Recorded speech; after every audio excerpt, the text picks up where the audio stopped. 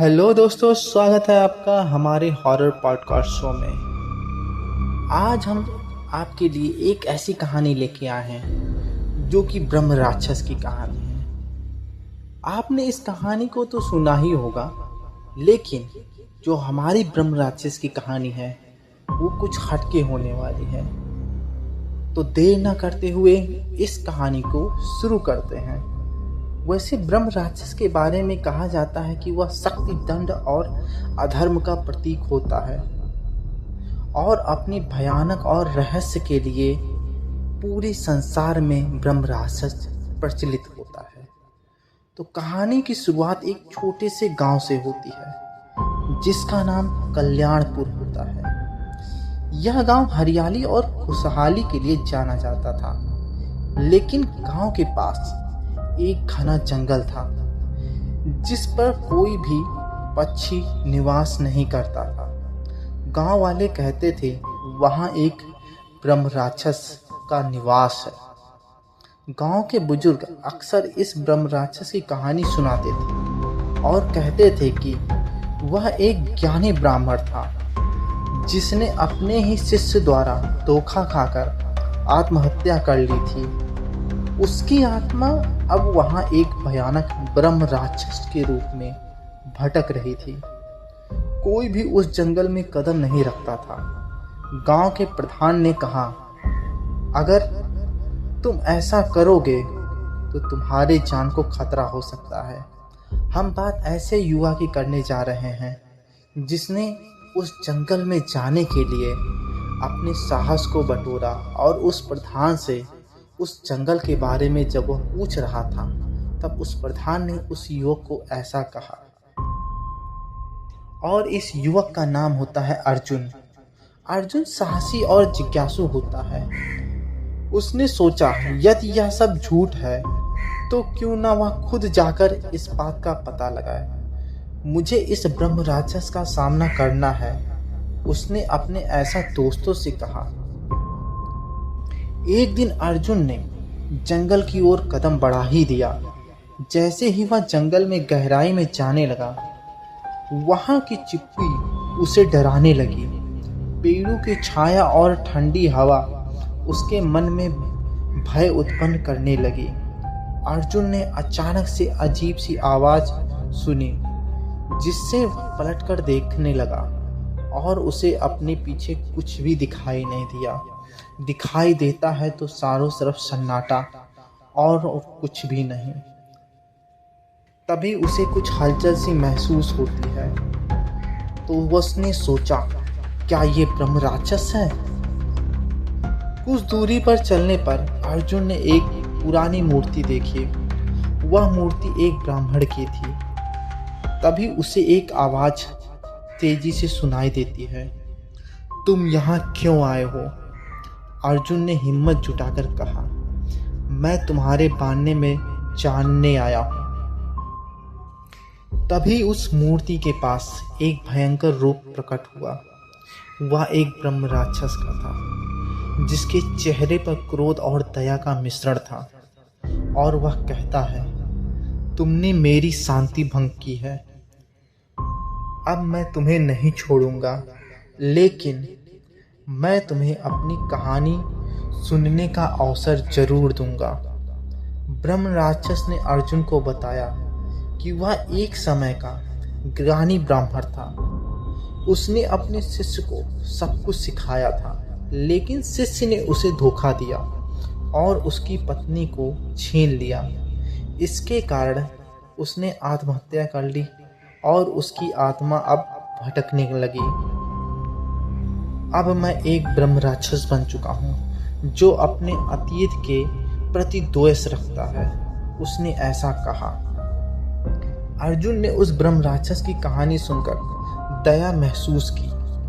उसने कहा, लेकिन आप अपनी कहानी से बाहर आ सकते हैं, क्या कोई तरीका नहीं है? ब्रह्म राक्षस ने कहा, मुक्ति केवल तभी संभव है जब कोई व्यक्ति मेरे पूर्व जन्म की सच्चाई को जान सके। तुम मेरी मदद कर सकते हो। अर्जुन ने निर्णय लिया कि वह ब्रह्म राक्षस के पूर्व जन्म की सच्चाई को जानने के लिए यात्रा करेगा। वह गांव लौट आया और गांव के बुजुर्गों से पूछा, क्या आप इस ब्रह्म राक्षस के बारे में कुछ जानते हैं? बुजुर्गों ने उसे बताया, यह ब्राह्मण कल्याणपुर का ज्ञानी व्यक्ति होता है। उसकी पत्नी बहुत ही सुंदर और धार्मिक थी, लेकिन एक दिन उसके शिष्य ने उसकी पत्नी को धोखे से अपने पास बुला लिया और उसे कुछ खाने के लिए दिया। उस खाने में कुछ नशीली चीजें मिलाई गई थी, जिससे उसकी पत्नी को कुछ होश न रहा। अब उसके शिष्य ने उसकी पत्नी के साथ, यानी उस ब्राह्मण की पत्नी के साथ, वो सारी हदें पार कर जाता है। इसी बीच वह ब्राह्मण अपने शिष्य के घर किसी कारण से पहुंचता है, और जब वह उस शिष्य के कमरे का दरवाज़ा खोलता है तो वह देखता है कि उसकी पत्नी एक बिस्तर पर लेटी हुई होती है और उसका शिष्य भी उसके साथ कुछ अश्लील हरकतें कर रहा होता है। यह देखकर उस ब्राह्मण की मानो क्रोध से आपा ही खो देता है और उसने पास में रखी एक कुल्हाड़ी से अपनी पत्नी का वहीं पर गला काट देता है। साथ ही अब उस ब्राह्मण ने अपने शिष्य को भी वहीं टुकड़े टुकड़े कर दिए होते हैं। यह सब करने के बाद उस ब्रह्म राक्षस ने जंगल में जाकर एक पेड़ से अपने आप को एक रस्सी के द्वारा फांसी पर लटका लिया, जिससे उसकी वहां तड़प तड़प कर मृत्यु हो जाती है। इस कारण वह अब उस जंगल में जाने वाले किसी भी व्यक्ति को नहीं छोड़ता है। उसकी भी मौत उसी प्रकार ही करता है।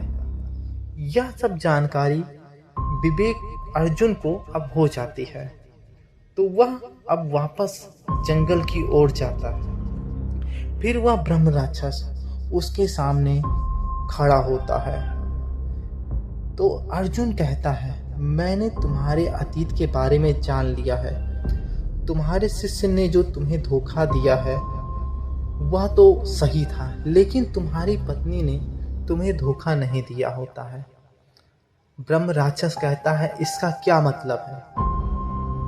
तो अर्जुन कहता है, इसका मतलब ये है कि तुम्हारी पत्नी इस कहानी में निर्दोष थी, क्योंकि तुम्हारे शिष्य ने तुम्हारी पत्नी को कुछ नशीली दवा देकर उसके साथ छल किया होता है, जिसको तुम समझ नहीं पाते हो और तुम सारा दोष अपनी पत्नी के ऊपर ही मढ़ देते हो। यह जानकर उस ब्रह्म राक्षस को अपने आप में बहुत ग्लानि महसूस होती है। अब अर्जुन कहता है, तुम्हें मुक्ति मिल सकती है अगर तुम अपने इस ग्लानि और पछतावे को छोड़कर, अपने द्वेष को भुलाकर इस संसार से मुक्ति पाने के लिए अपने मन को शांत करो, तो भगवान तुम्हें अपनी शरण में जरूर लेंगे। ऐसा कहते ही उस ब्रह्म राक्षस का रूप बदल जाता है और वह एक साधारण ब्राह्मण के रूप में वापस आ जाता है, और वह ब्राह्मण अर्जुन को नमन करते हुए उसका धन्यवाद देता है और वहाँ से गायब हो जाता है। तो यह थी कहानी एक ऐसे ब्राह्मण की जो किस प्रकार ब्रह्म राक्षस में बदलता है, ये आपको पता चल गया। फिलहाल आपको हमारी कहानी कैसी लगी? अगर कहानी अच्छी लगी हो तो प्लीज़ वीडियो को लाइक करें और चैनल को सब्सक्राइब करना ना भूलें। फिलहाल मिलते हैं किसी नई कहानी में, किसी नए वीडियो के साथ। तब तक के लिए बाय बाय।